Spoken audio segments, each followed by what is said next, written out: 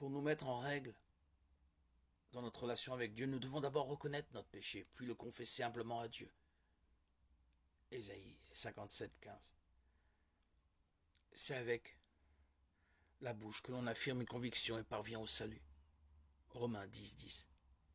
Cette repentance doit être accompagnée par la foi. Plus spécifiquement, il faut croire que la mort sacrificielle et la résurrection miraculeuse de Jésus-Christ lui donnent le pouvoir de nous sauver. Si tu reconnais publiquement de ta bouche que Jésus est le Seigneur, et si tu crois dans ton cœur que Dieu l'a ressuscité, tu seras sauvé.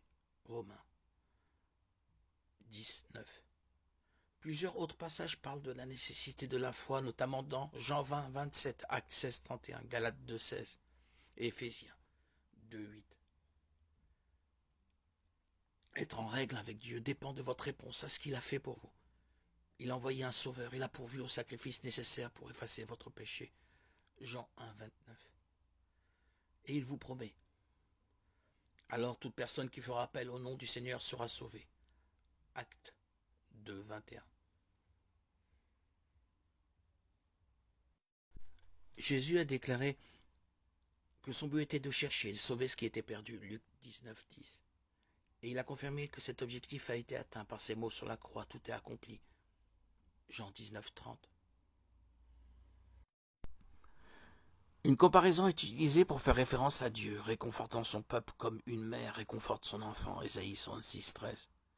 Même là, Dieu ne dit pas qu'il est une mère, mais seulement qu'il réconfortera son peuple comme une mère. Ésaïe 49, 15 est un autre verset qui mentionne une mère dans une description de Dieu. Mais ce n'est même pas une comparaison, c'est un contraste. Dieu prend plus soin de son peuple qu'une mère qui allaite son bébé. La plus grande révélation de Dieu pour nous est son Fils Jésus-Christ, Hébreux 1, 2. Dans l'incarnation, le Fils est venu sur terre sous la forme d'un homme physique et non d'une femme. Jésus n'a cessé de désigner Dieu comme son Père et non comme sa mère. Avant sa crucifixion, Jésus a prié Dieu l'appelant Abba, Père. Marc 14, 36. Seulement dans les évangiles, Jésus appelle Dieu Père, plus de 100 fois.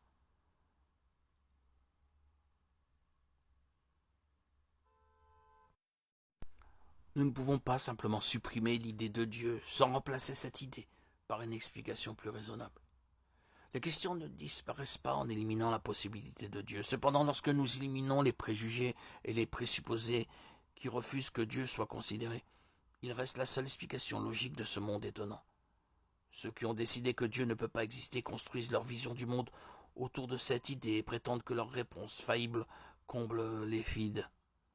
La négation de Dieu est une hypothèse forte, presque religieuse, qui entache leur soi-disant recherche de la vérité.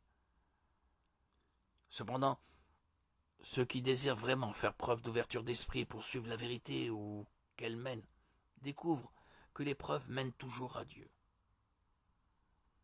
Si l'idée de Dieu est créée par l'homme, alors il n'y a pas de Dieu, vraiment.